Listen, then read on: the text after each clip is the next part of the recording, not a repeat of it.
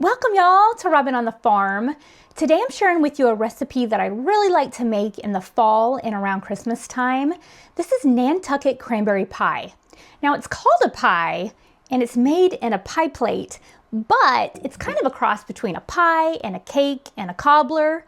So call it what you want, but it's called Nantucket Christmas Pie even at this time of year. This is one of those recipes that's actually easier than pie because we don't have to make a pie crust. So I love those kind of pies. We're just gonna mix the ingredients, pour a topping on top, and then bake it.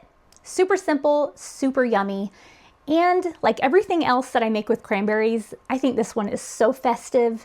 The beautiful cranberry color, the tartness, I mean, it's just absolutely delicious. So let me just show you how to make this really easy Nantucket cranberry pie. I'm gonna start with 2 cups of fresh cranberries. You can also use frozen cranberries, but don't use dried cranberries. That doesn't work at all for this recipe. So I'm just gonna add 2 cups of fresh cranberries right into my pie plate. Now, this is my really beautiful cast iron 9-inch pie plate. Any excuse that I get to use this, I do, because I just think this is absolutely gorgeous. Once you have your fresh or your frozen cranberries in your pie plate, now it's time to add some chopped pecans. You want about a half a cup of chopped pecans. You can use a little bit more if you want to, but I'm using a half a cup of chopped pecans. And this just goes so well with these cranberries. Okay, after that, now we're gonna need some sugar. So I'm gonna use 2/3 of a cup of this white granulated sugar, and I'm just gonna sprinkle this all over these cranberries and these pecans. This is beautiful. Now I'm gonna push this pie plate aside, and now I'm gonna take this bowl and we're gonna mix up the ingredients for the topping. To get started, I'm gonna use a half a cup or 1 stick of melted butter. I'm gonna put that right into this bowl.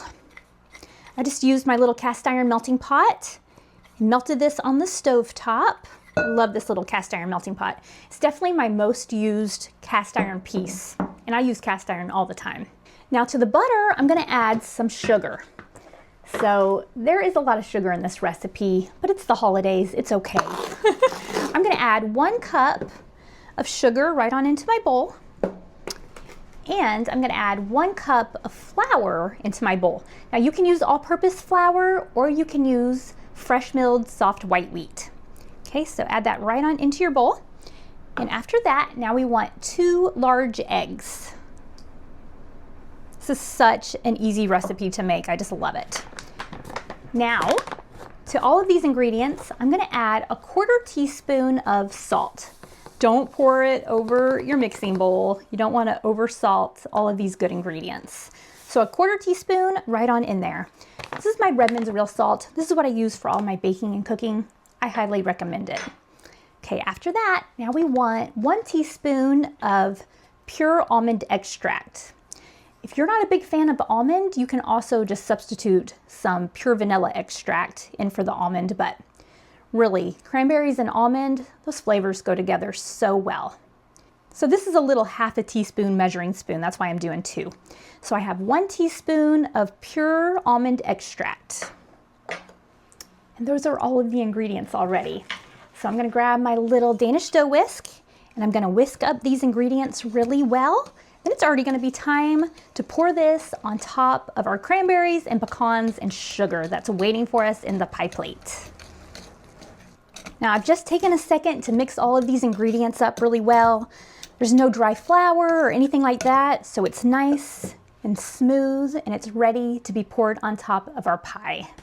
Now this is a thick batter, so we're gonna kind of have to spread it over the top. Isn't that gorgeous already? So I'm gonna take this batter that's gonna act as our pie crust or our cake or our cobbler topping and just spread it all over the top of these cranberries and pecans and the sugar. This smells so good with the almond extract. I love almond anything. This is really such an easy dessert to whip up. Sometimes during the holidays, some cookies and some cakes, they just take a long time, but this is not one of those things that's going to take very long at all. So that's one of the reasons I love whipping this up. Now I'm just going to take a second to spread this all over the top. I almost forgot to tell you, before you even get started on this Nantucket cranberry pie, get your oven preheating to 350 degrees. This is another one of those recipes that's so fast to put together. You're going to be waiting on your oven to preheat if you put it together and then start your oven, because this one's just quick and easy and so delicious. We're from the South, so this isn't a traditional Southern recipe at all. It's not a family recipe, but my husband served a mission up near Boston in Massachusetts more than 25 years ago. And so he was up there and got to see the cranberry bogs. So I enjoy making these kind of cranberry treats during the holidays with cranberries that come from that area. Okay, I have this all spread out really nicely now. You can see that. It's a nice thick topping. My oven's preheated to 350 degrees.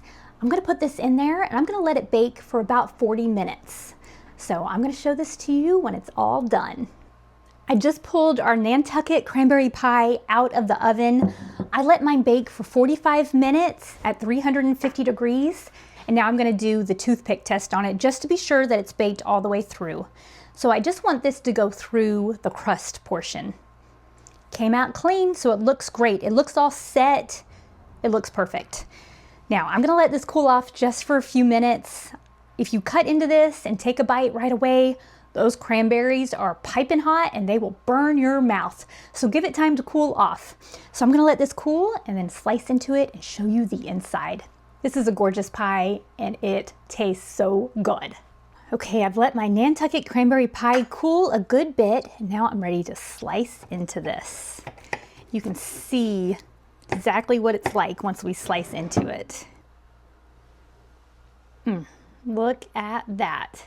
Doesn't that look good? It almost looks like a cherry pie, doesn't it? Little dollop of ice cream. And isn't this a festive little dessert? This is great for any time during fall or the holidays.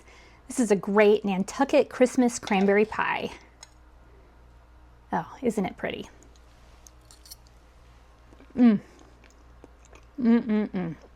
The almond flavoring combined with those tart cranberries and the crunch of the pecans, and it's sweet, tastes like almonds. It is delicious. This is one that I just make once every year, and it is such a treat when I get to eat this. I really enjoy this one. I'll leave the printable recipe for this Nantucket cranberry pie down in the description and on my website, robinonthefarm.com. Thanks so much for being here with me today. I'll see y'all next time.